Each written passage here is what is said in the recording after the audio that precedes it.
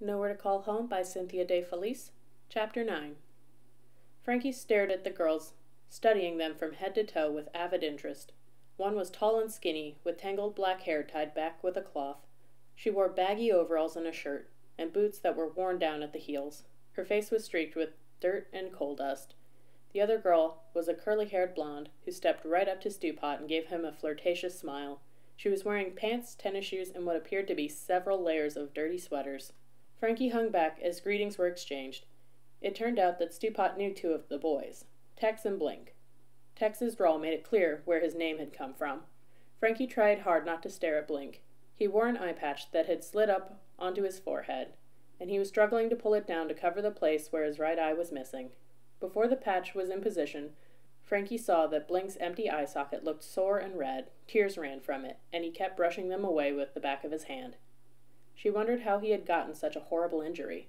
"This here's Frankie Blue," announced Stewpot. "He's green, but he's okay." "Is he traveling with you?" asked the blonde girl. "Guess so," said Stewpot with a smile. "Lucky stiff, ain't he?" Good-natured jeers answered this remark.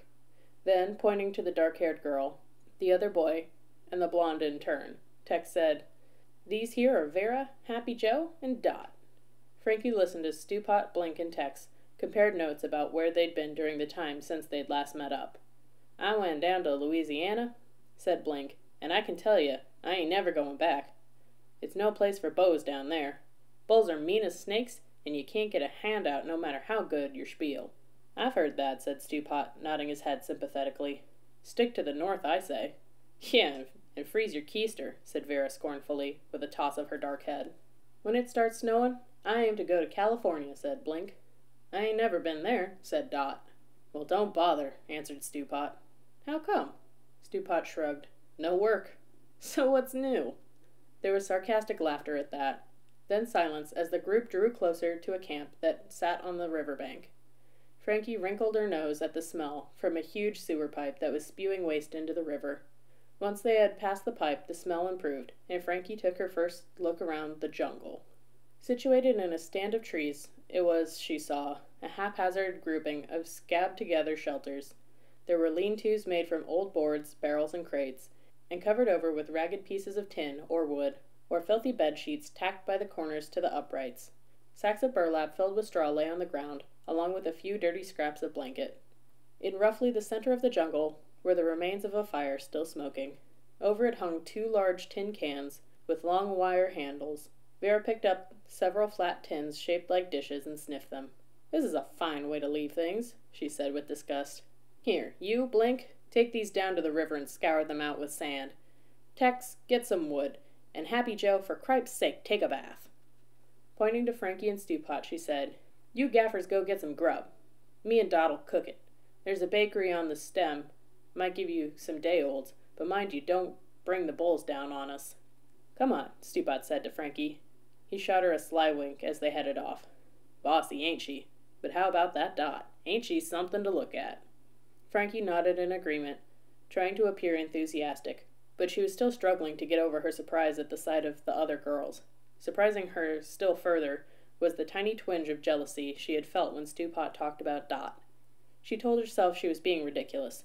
She was a boy named Frankie Blue, and Stewpot was her traveling companion. About a mile from the jungle, Stewpot said it was okay to begin looking for food. That, Frankie guessed, was what Vera had meant about being careful not to bring the cops down on the jungle. On the outskirts of the city, they came upon a man and his wife digging potatoes in a field. "Will you give us a few, mister?" Stewpot asked with his most winning smile. "If we dig 3 or 4 bushels for you?" The man and his wife stared. Stewpot sneezed, then sniffled and wiped his nose with his sleeve. Frankie, thinking that perhaps this was a ploy to gain sympathy, she added, "We haven't eaten since last night." The man and his wife looked at each other, and some sort of silent signal passed between them. "Well, I don't see why not," the man said. They handed their tools, short-handled rakes with 4 long tines, to Frankie and Stewpot. Frankie watched Stewpot work and did as he did, raking through the dirt to uncover the potatoes, knocking off the dirt and tossing the potatoes gently into the baskets. The woman disappeared inside the house, while the man toted the full baskets to a truck, pulled up by the side of the field.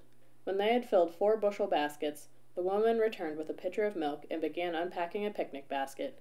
Frankie's mouth watered at the sight of sandwiches, filled with thick slices of ham, buttered bread with 2 kinds of jelly, and a jar of pickles.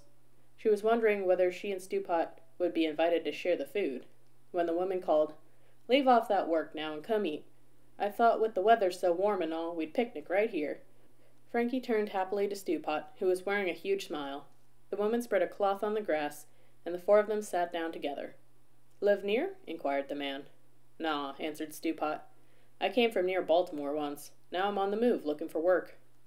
The man looked at Frankie and she mumbled, "Same here." "There's no work around here, I can tell you," said the man, shaking his head. "We got bread lines and soup kitchens in the city now. Guess you've probably seen it for yourself. Don't know what this country's coming to." "It's hard times, all right," said the woman, with a tired sigh. "We won't get much for them taters, but at least we got food.